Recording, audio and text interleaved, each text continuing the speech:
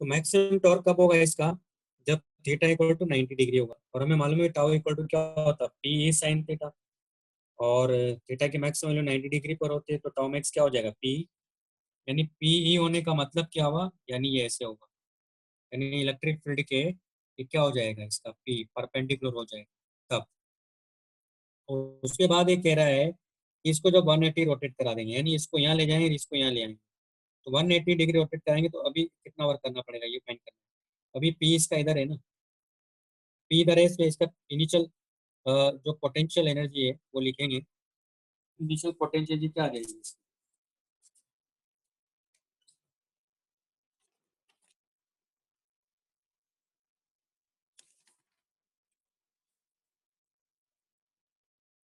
इसकी जो initial potential energy है वो होगी माइनस पीई, और फाइनल पोटेंशियल एनर्जी क्या हो जाएगी इसकी, plus PE.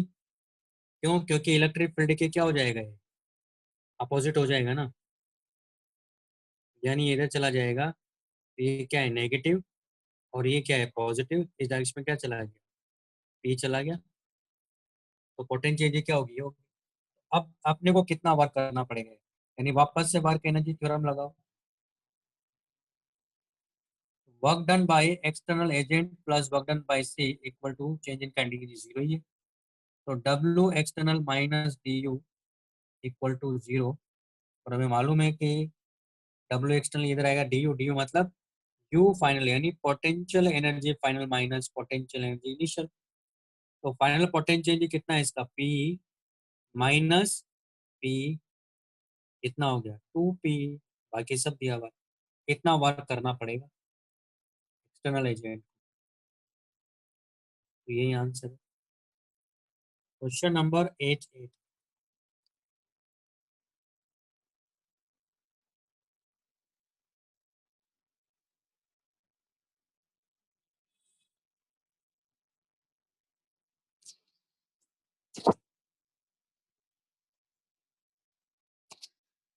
3 dipoles, each of dipole moment of magnitude p are placed tangentially on a circumference of radius r in its plane, positioned at equal angle from each other as shown in figure. Then magnitude of electric field intensity at the center of the circle अपने को बताना है। यानी ये अपने को एक circle दिया हुआ है जिसपे इलेक्ट्रिक डायपोल है, यानी स्मॉल इलेक्ट्रिक डायपोल रखा हुआ है, और हर एक के बीच में यहाँ जो डिस्टेंस जो एंगल है क्या 120 है, और डिस्टेंस तो सेम ही है, तो इसका इलेक्ट्रिक डायपोल इधर है, लेकिन इसका इलेक्ट्रिक डायपोल इधर है,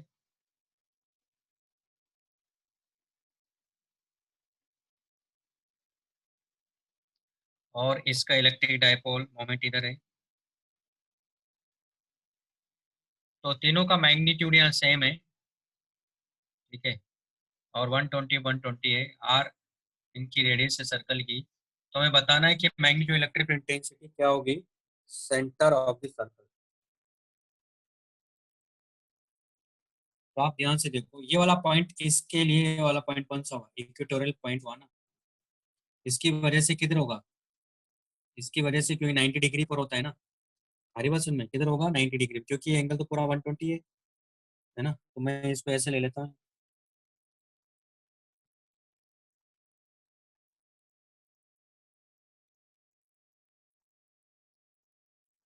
इसकी वजह से इसके जस्ट अपोजिट यानी इधर होगा ना,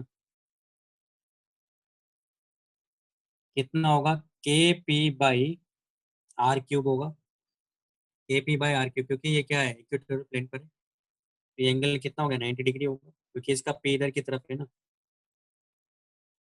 अब इसकी वजह से किधर होगा, क्योंकि इसका पी इधर की तरफ है, इसका जस्ट अपोजिट होगा नहीं इसके।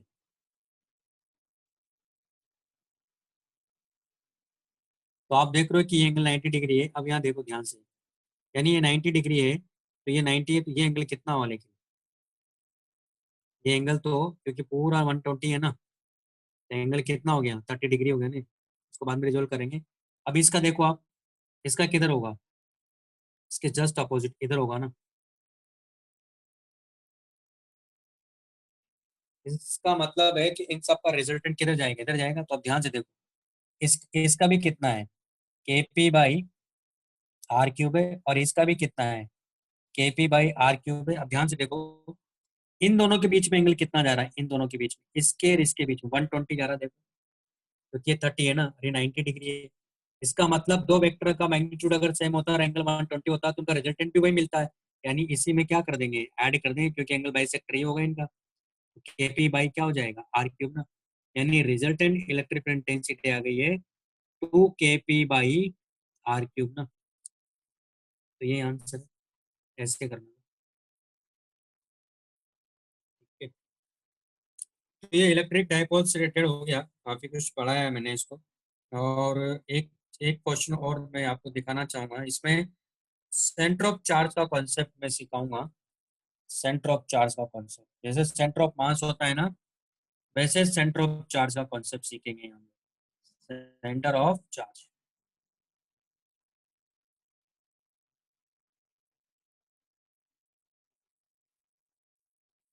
तो जैसे मान लो एक क्वेश्चन में ले रहा हूँ, क्वेश्चन के थ्रू समझाऊंगा तो जल्दी समझ में आएगी बात, क्योंकि centre of charge, centre of मास का तो पता ही है अपने को, सेंटर ऑफ चार्ज कैसे समझना है। तो मान लो जैसे कि एक रिंग है, और ये रिंग जो है, यहाँ एक नॉन कंडक्टिंग, एक मान लो सरफेस है, लेकिन रफ सरफेस है, और ये रिंग है, और इस रिंग के इस क्वार्टर पार्ट पे लीनियर चार्ज डेंसिटी जो दिया वो लेमड़ा है, और इधर जो अपने को दिया है लीनियर चार्ज डेंसिटी, वो माइनस लेमड़ा है। इस रिंग का मास m है और रेडियस r है, और इसको हमने यूनिफॉर्म इलेक्ट्रिक फील्ड में रखा हुआ। यूनिफॉर्म हॉरिजॉन्टल डायरेक्शन में इलेक्ट्रिक फील्ड है। हमें बताना है कि ये भी दिया हुआ है कि यहाँ जो फ्रिक्शन है रिंग और सरफेस के बीच में, वो लार्ज है, लार्ज एनफ है, ठीक है। तो there is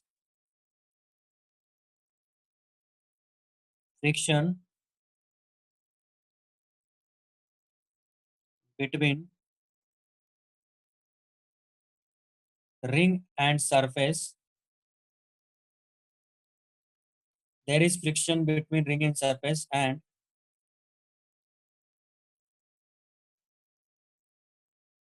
it is large in quantity, ठीक है। मतलब क्या कह सकते हैं, it is sufficient to provide pure rolling. यानी इसमें आरबीडी का कॉन्सेप्ट आ गया है, तो वो भी यूज करेंगे इसमें हम लोग, ठीक है। तो हमें क्या फाइंड करना, दरअसल इसमें find the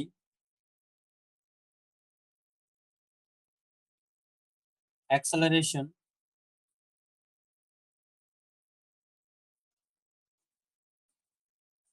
of the ring. अगर मैं कहता हूँ ऑफ द रिंग, इसका मतलब किसकी बात कर रहा है, acceleration of the centre mass of the ring. Acceleration of ring मतलब एक्सेलरेशन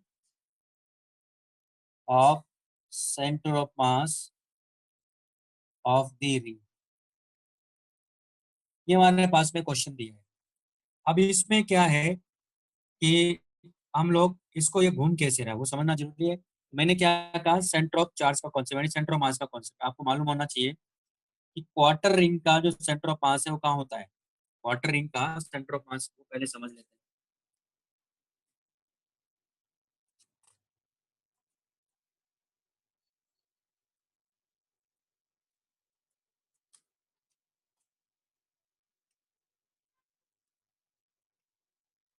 तो जैसे क्वार्टर रिंग का सेंटर ऑफ मास, जैसे मैंने तो वैसे किसका बताया था आपको, सेमी सर्कुलर रिंग का भी तो बताया था सेंटर ऑफ मास, है ना। सेमी सर्कुलर रिंग है मान लो ये, इसका सेंटर ऑफ मास कहाँ होता है, याद है। अब इलेक्ट्रोस्टैटिक में आपने देखा होगा कि कितना वर्क एनर्जी थ्योरम के कॉन्सेप्ट है इसमें, और इसमें आरबीडी के भी कॉन्सेप्ट आते हैं, तभी तो ये चैप्टर थोड़ा टफ हो जाता है, क्योंकि इसमें मैकेनिक्स बहुत लगती है। इसका सेंटर मास कहाँ होता है? अगर इसकी रेडियस आर होती है, यानी यहाँ कहीं होता है, कितनी डिस्टेंस पर होता है? 2r/पाई पे होता है कि नहीं होता है? उसी तरह से, यानी लेकिन अगर मान लो ये क्वार्टर रिंग होती है,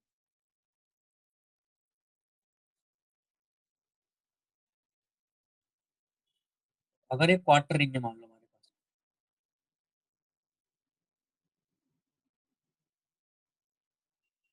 तो क्वार्टर रिंग का भी कहाँ होगा?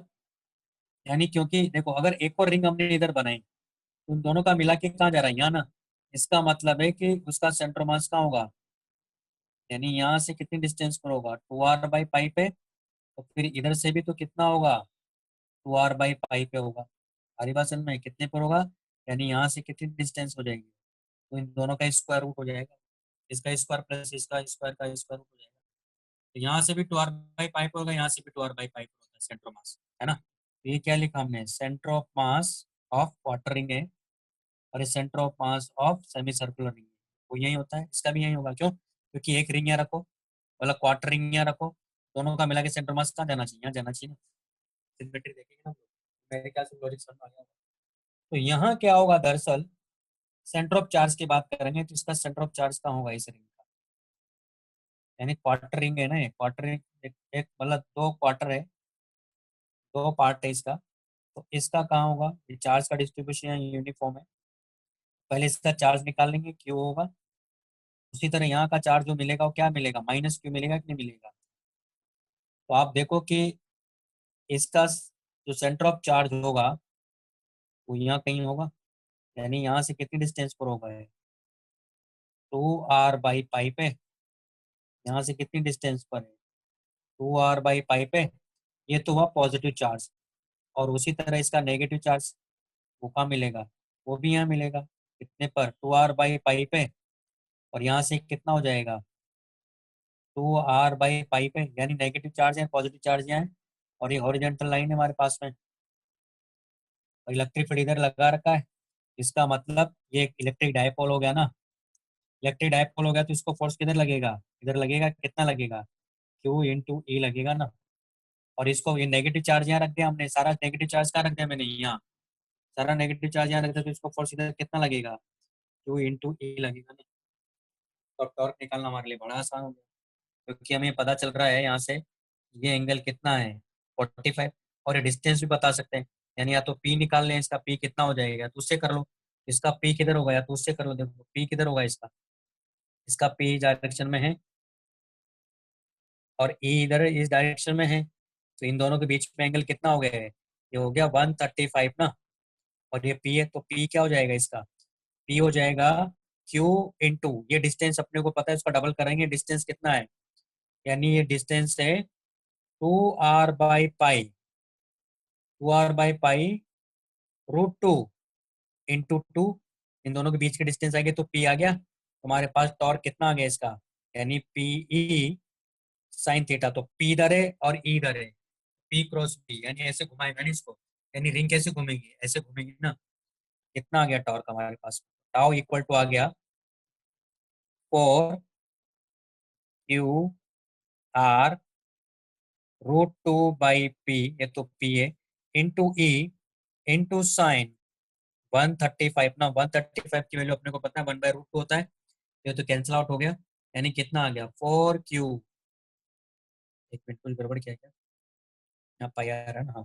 4QR, ये तो कैंसिल आउट हो गया, × E/P, ये आ गया। क्लियर है?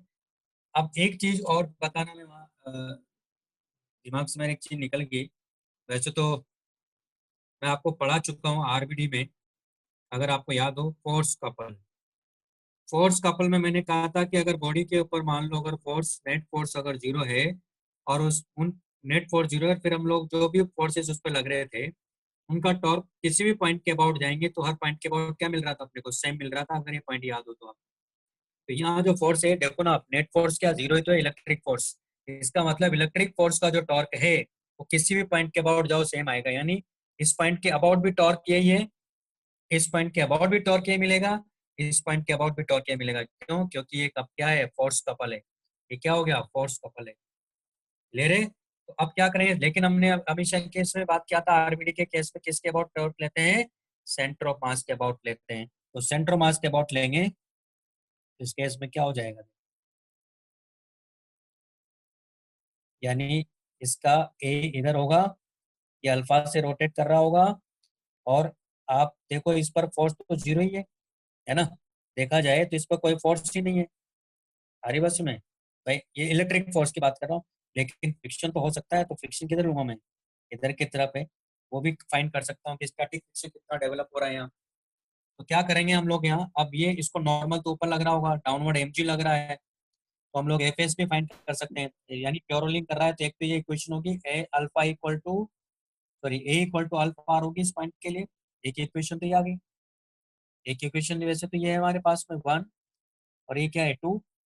और टॉर्क की बात करेंगे तो नेट टॉर्क देखेंगे हम लोग यहाँ, क्या लिखेंगे नेट टॉर्क, यानी पहले है ना, पहले चलो ट्रांसलेट मोशन के हिसाब से क्या लिखेंगे, f s equal to m a, equation number 3, और एक टॉर्क लिखेंगे सेंटर मास के अबाउट, कैसा हो जाएगा, यानी टाउ, ये दे रखा है, माइनस एफ एस आर, और ये इक्वल टू क्या लिखेंगे, आई अल्फा लिखेंगे, वो वैल्यू अपने को पता है। अच्छा यहाँ क्यू की वैल्यू क्या होगी वो भी निकाल सकते हैं, क्योंकि अपने को लेमड़ा दिया है, और ये लेंथ कितना है, लेंथ है पाई आर बाई टू, तो हमारे पास क्यू की वैल्यू भी आ गई यहाँ से, तो बाद में रख देंगे, तो वो वैल्यू अपने को दे रखा है, तो tau minus F S R, और रिंग का मोमेंट ऑफ इनर्शिया क्या होगा, एम आर स्क्वायर अल्फा। तो हमारे पास में ये कौन सी थर्ड इक्वेशन है, इनको यूज करेंगे तो हमें क्या मिल जाएगा, ए मिल जाएगा। आ रही बात में, यहाँ से देखो आप, जैसे आर से डिवाइड कर दो तो एफ एस इन दोनों का ऐड कर दो, है ना, और यहाँ आपको आपको पता ही इस वाली इक्वेशन को, अल्फा की जगह ए बाई आर रख देंगे तो आपको आंसर मिल जाएगा। मेरे ख्याल से बात समझ में आ गई कैसे करेंगे ऐसे क्वेश्चन। तो ये सेंटर ऑफ चार्ज का कॉन्सेप्ट मैंने यहाँ यूज कर लिया है, और वही करना है ऐसे केसेस में आपको, इसकी जगह वो क्या कर सकता है, आप नॉन कंडक्टिंग स्फीयर दे देगा, नॉन कंडक्टिंग स्फीयर देगा तो फिर वो क्या करेगा, इधर चार्ज का डिस्ट्रीब्यूशन यूनिफॉर्म देगा इस वाले पार्ट में, है ना, तो उसका हमें मालूम है कि अगर क्योंकि नॉन कंडक्टिंग सॉलिड स्फीयर होगा तो उसका सेंटर मास कहाँ होता है, नॉन कंडक्टिंग सॉलिड स्फीयर का सेंटर मास कहाँ होता है, वो यहाँ से होता है 3r/8 पर होता है, तो हाफ करेंगे, यहाँ से कितना हुआ 3r/8, यहाँ से भी कितना होगा 3r/8, तो हम लोग उसका देख लेंगे, तो कोई दिक्कत ही नहीं है। सेंटर ऑफ चार्ज, ये सेंटर मास था, वैसे सेंटर ऑफ चार्ज का कॉन्सेप्ट लगा देंगे, है ना। ऐसे क्वेश्चन मिलेंगे आगे आपको, या तो डीपीपी में मिल जाएंगे, है ना, नहीं मिलेंगे तो मैं भेज दूंगा, तो करना है आपको, तो इस तरह से करना था, सेंटर ऑफ चार्ज का कॉन्सेप्ट ऐसे लगाना है। ठीक, अब इसमें एक ही सब हो गया, आपका सब कुछ करा दिया मैंने, इसमें केवल दो पॉइंट और रह गए हैं, तो प्रॉपर्टीज ऑफ कंडक्टर और एक इक्विपोटेंशियल सरफेस। ठीक है, तो पहले मैं आपको इक्विपोटेंशियल सरफेस सरफेस वाला पॉइंट पढ़ा देता हूँ, ज़्यादा अच्छा रहेगा।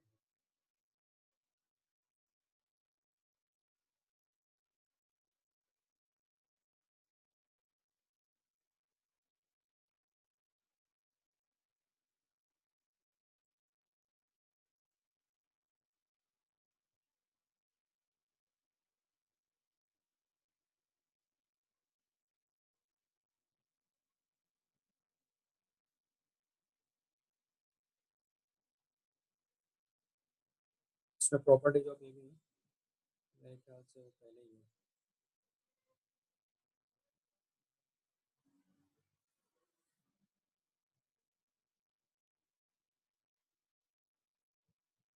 ये वाला part। तो क्या होता है इक्विपोटेंशियल सरफेस, एक एक करके डिस्कस कर लेते हैं।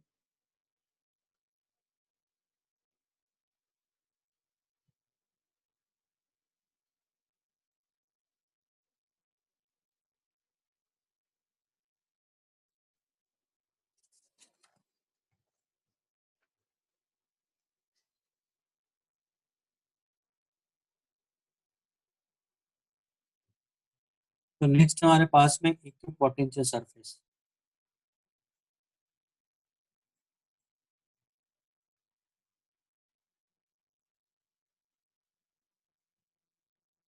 इक्विपोटेंशियल सरफेस जो है,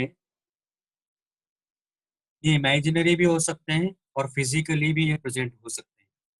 ठीक है, इक्विपोटेंशियल सरफेस क्या हो सकते हैं, इमेजिनरी सरफेसेस भी हो सकते हैं और फिजिकली ये प्रेजेंट भी हो सकते हैं। जैसे अगर मान लो मैं कहूँ कि कंडक्टिंग स्फीयर है मान लो, तो उस पर चार्ज का डिस्ट्रीब्यूशन क्या होगा, पूरे सरफेस पे यूनिफॉर्म होगा। तो उसका जो सरफेस होता है ना वो इक्विपोटेंशियल सरफेस होता है। लेकिन उस स्फीयर के किसी भी पॉइंट पर जाओगे किसी आर डिस्टेंस पर, तो आप देखोगे आर डिस्टेंस पर सब जगह पोटेंशियल क्या होगा, सेम होगा। तो वो, लेकिन वो तो फिजिकली है नहीं वहाँ।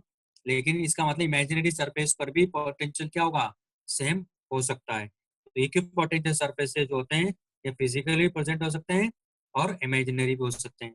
तो दे में भी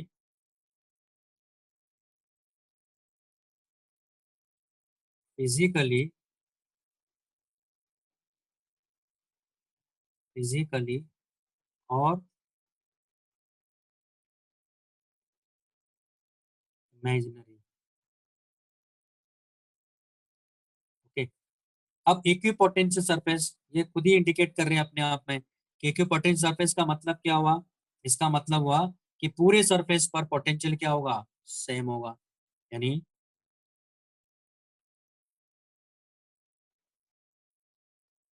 each point of a surface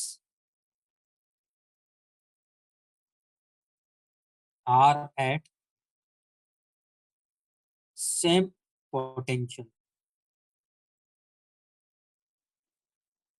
तीसरा, इक्विपोटेंशियल सरफेस हमेशा मतलब जब भी बात करेंगे तो इलेक्ट्रिक फील्ड जो होगा उस सरफेस पे हमेशा परपेंडिकुलर होगा। इलेक्ट्रिक फील्ड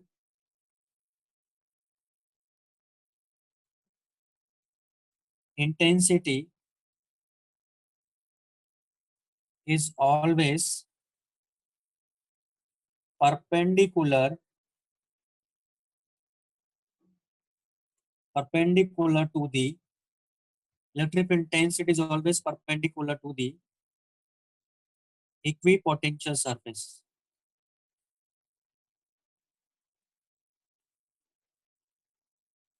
यानी कोई भी सरफेस अगर आप चूज करते हो, जैसे कि मान लो ये सरफेस मैंने लिया, इक्विपोटेंशियल सरफेस है, तो डेफिनेटली इलेक्ट्रिक फील्ड क्या होगा, इसके परपेंडिकुलर होगा। वो भी बता दूंगा मैं आपको। ये क्या होगा, इलेक्ट्रिक फील्ड की डायरेक्शन होगी। नेक्स्ट पॉइंट, कभी भी इक्विपोटेंशियल सरफेस एक दूसरे को इंटरसेक्ट नहीं करेंगे। Equipotential surfaces equipotential surfaces never intersect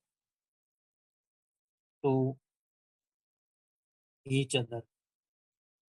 equipotential surfaces भी कभी भी इंटरसेक्ट, सिंपल सी बात है, जैसे कट किया मान लो, तो किसी पर्टिकुलर पॉइंट पर आप देखोगे दो इलेक्ट्रिक फील्ड मिल रहे हैं अपने को, दो इलेक्ट्रिक फील्ड की डायरेक्शन दो हो गए, ऐसा तो होता ही नहीं। इलेक्ट्रिक फील्ड की डायरेक्शन एक ही होगी, फिक्स है जो भी होगी, तो कभी भी इंटरसेक्ट नहीं करेंगे। नेक्स्ट, नेक्स्ट ये कि अगर इलेक्ट्रिक इक्विपोटेंशियल सरफेसेस अगर मान लो पास पास ज्यादा है ना, तो आप देखोगे कि वहाँ इलेक्ट्रिक इंटेंसिटी क्या मिलेगी, आपको ज्यादा मिलेगी, ये इंडिकेट करेंगे। यानी अधिवेशन में कि पोटेंशियल सरफेसेस की अगर डेंसिटी ज्यादा है, इसका मतलब उस पॉइंट पर, उस जगह पर इलेक्ट्रिक इंटेंसिटी क्या है, ज्यादा है ना। तो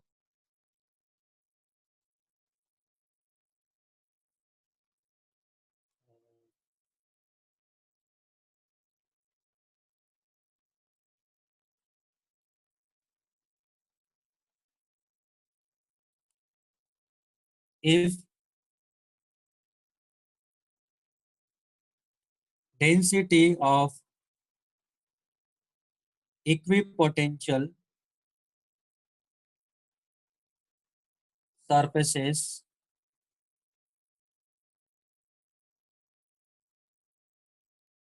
is large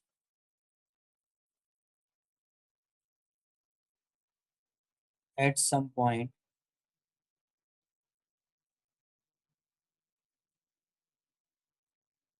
then electric field intensity will be high। ठीक है, तो ये भी हो गया। अब कौन कौन से इक्विपोटेंशियल सरफेसेस है, जैसे मैं क्या क्या हो सकता है, जैसे कि सबसे पहले ले रहा हूँ पॉइंट चार्ज। तो इक्वी पोटेंशियल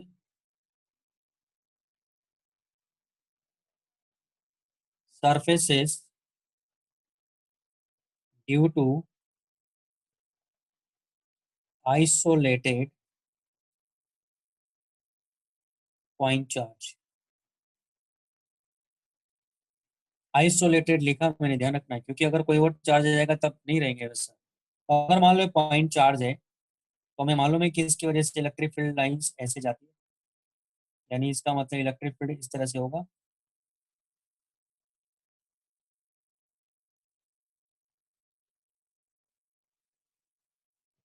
तो अगर मैं इस किसी आर डिस्टेंस पर जाऊंगा, तो ये क्या हो गया, यानी इसकी है ना, तो यहाँ सब जगह पोटेंशियल क्या होगा, सेम होगा। इस वाले पर भी सब जगह पोटेंशियल क्या होगा, सेम होगा। दरअसल ये स्फेरिकल है। इसका मतलब हुआ कि आइसोलेटेड पॉइंट चार्ज की वजह से जो इक्विपोटेंशियल सरफेसेस इस पॉइंट चार्ज की वजह से बनेंगे, मतलब वो क्या होंगे, स्फेरिकल होंगे। तो इस केस में जो इक्विपोटेंशियल सरफेसेस आर क्या है, तो इन दिस केस इक्विपोटेंशियल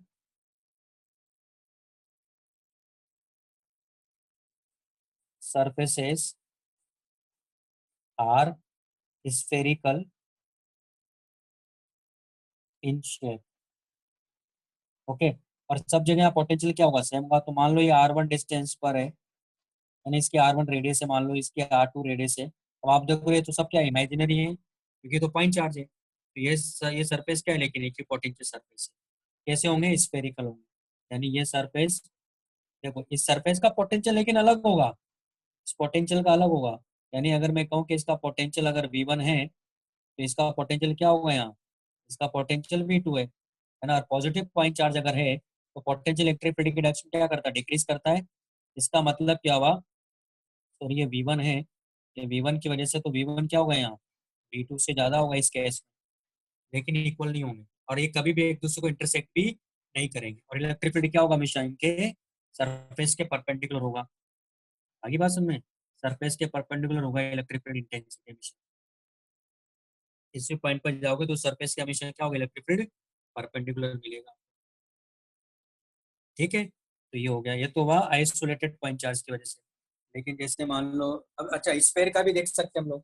तो स्फेयर के केस में क्या होगा, लेकिन अगर मान लो हॉलो स्फेयर है, कंडक्टिंग हॉलो स्फेयर है, तो अंदर इलेक्ट्रिक फील्ड क्या होगा, जीरो होगा।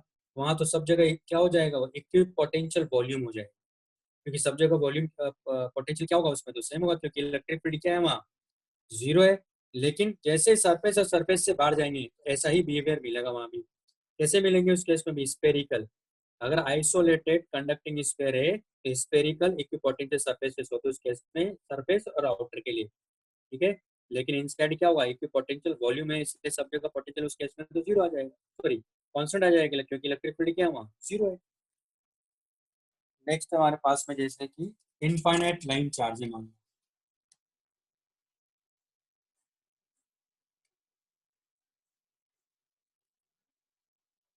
तो नेक्स्ट है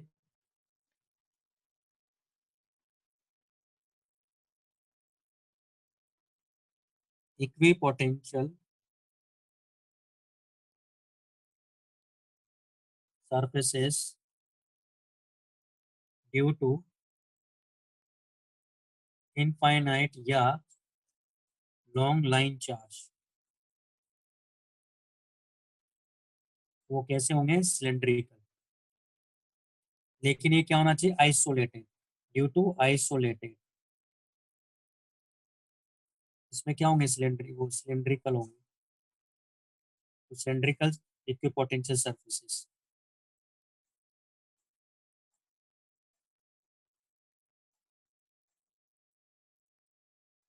क्या होंगे, सिलेंड्रिकल इक्विपोटेंशियल सरफेस होंगे। तो मान लो ये हमारे पास में लाइन चार्ज है, और ये इनफाइनाइट है। इस पे चार्ज का जो डिस्ट्रीब्यूशन है यूनिफॉर्म है, इसकी लीनियर चार्ज डेंसिटी लैम्बडा है। तो किसी भी आर डिस्टेंस के लिए आप जाओगे तो ऐसा सिलेंड्रिकल आपको मिलेगा। क्योंकि हर पॉइंट पर जो इलेक्ट्रिक फील्ड है इसके सरफेस पर वो क्या होंगे, परपेंडिकुलर होगा लेकिन मैग्नीट्यूड में सेम होगा। इसमें इलेक्ट्रिक लाइन से फोर्स ऐसे जारी होगी ना।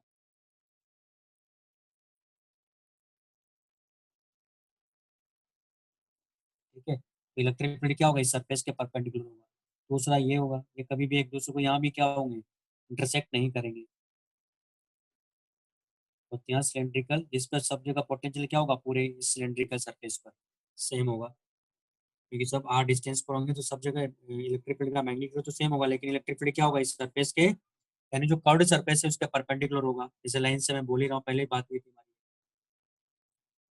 तो पूरा सरफेस क्या होगा, ये पोटेंशियल सरफेस है जो कि सिलेंड्रिकल शेप में होगा, है ना। जैसे कई सारे इंटरेस्ट होगा। नेक्स्ट हमारे पास है equipotential surfaces due to infinite isolated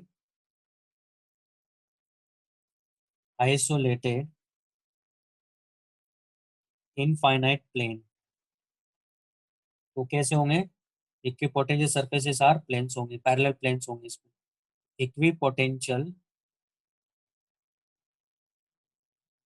surfaces are parallel planes. देखो कैसे, क्योंकि ये मान लो हमारे पास में ये शीट है ना, ये तीन शीट है जिसके एक सरफेस पे ये सरफेस चार्ज डेंसिटी अपने को दिया जो कि कांस्टेंट है।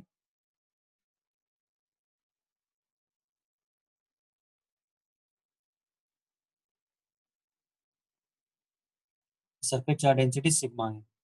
तो इसको मैं ऐसे बना लेता हूँ, यानी ये इस तरह से इधर भी इन्फिनिटी की तरफ जा रहा है, इधर भी इन्फिनिटी की तरफ जा रहा है, और इस पे जो सरफेस चार्ज डेंसिटी है वो सिग्मा है। यहाँ हमें मालूम है कि इलेक्ट्रिक फील्ड कैसे होता है, इसके परपेंडिकुलर होता है,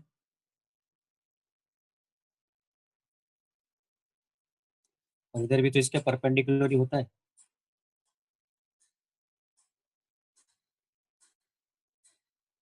इसके प्लेन्स कैसे होंगे, इसके प्लेन्स ऐसे होंगे,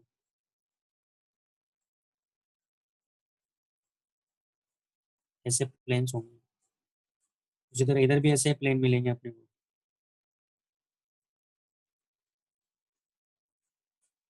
और उस प्लेन के परपेंडिकुलर क्या होगा, ये इलेक्ट्रिक फील्ड होगा यहाँ। यहाँ भी जो इलेक्ट्रिक फील्ड होगा क्या होगा, इस प्लेन के परपेंडिकुलर होगा।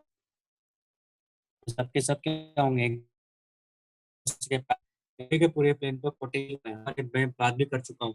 हमने यूनिफॉर्म इलेक्ट्रिक फील्ड लिया था, तो आपको याद होगा इलेक्ट्रिक फील्ड के परपेंडिकुलर जो लाइन ली थी उसका सब जगह पोटेंशियल क्या मिला था, सेम मिला था, होगा ही ना। तो क्योंकि यूनिफॉर्म इलेक्ट्रिक फील्ड है तो इलेक्ट्रिक फील्ड क्या प्लेन्स होते हैं इक्विपोटेंशियल सरफेसेस। इस केस में पैरेलल प्लेन्स होंगे कई सारे, उधर भी कई सारे पैरेलल प्लेन्स होंगे, इस तरह से, है ना। तो ये हो गया हमारे पास में इक्विपोटेंशियल सरफेस को लेकर। और नेक्स्ट पॉइंट है हमारे पास में प्रॉपर्टीज ऑफ कंडक्टर, जो कि लास्ट कॉन्सेप्ट है। तो मैं इसको पढ़ा देता हूँ आपको, वापस से ज्वाइन हो जाएगा आपको, लेकिन कितने बजे क्लास है आपकी नेक्स्ट? 4 बजे। थोड़ा बहुत तो पढ़ा, 4 बजे से ना, थोड़ा बहुत तो पढ़ा दूंगा तो आप ज्वाइन हो जाएगा नहीं अगर सर, डिस्कनेक्ट होता है। 8:30 को है, है ना। अभी चेंज हुआ। हाँ सर। कितनी बजे से? रात को 8:30 को है। 8:30 को ना, फिर केमिस्ट्री होगा ना, लेकिन अभी नहीं सर। केमिस्ट्री नहीं है। नहीं सर, अभी कुछ नहीं है। अच्छा, केमिस्ट्री आप लोगों का सुबह हो गया ना। हाँ सर। ठीक है, तो ज्वाइन हो जाइएगा फिर आप लोग।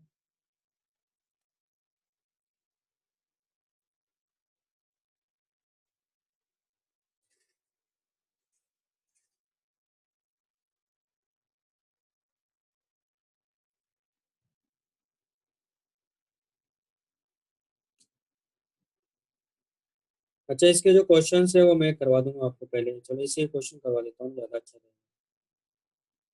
उसको नेक्स्ट क्लास में देख लेंगे ना।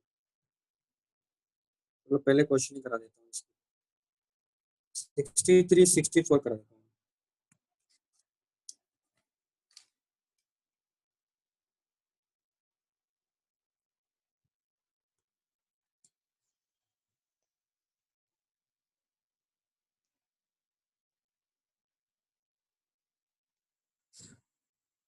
तो नेक्स्ट है एग्जांपल 63.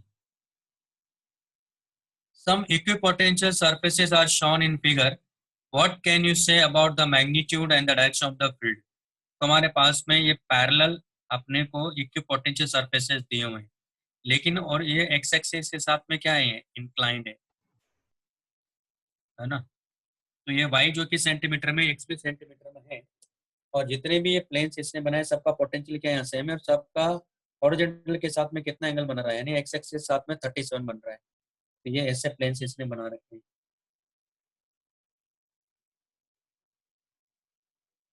तो ये 1 2 3 4 यानी 100 वोल्ट, 160 वोल्ट, 220 वोल्ट, 280 वोल्ट, और ये 10, ये 20, ये 30,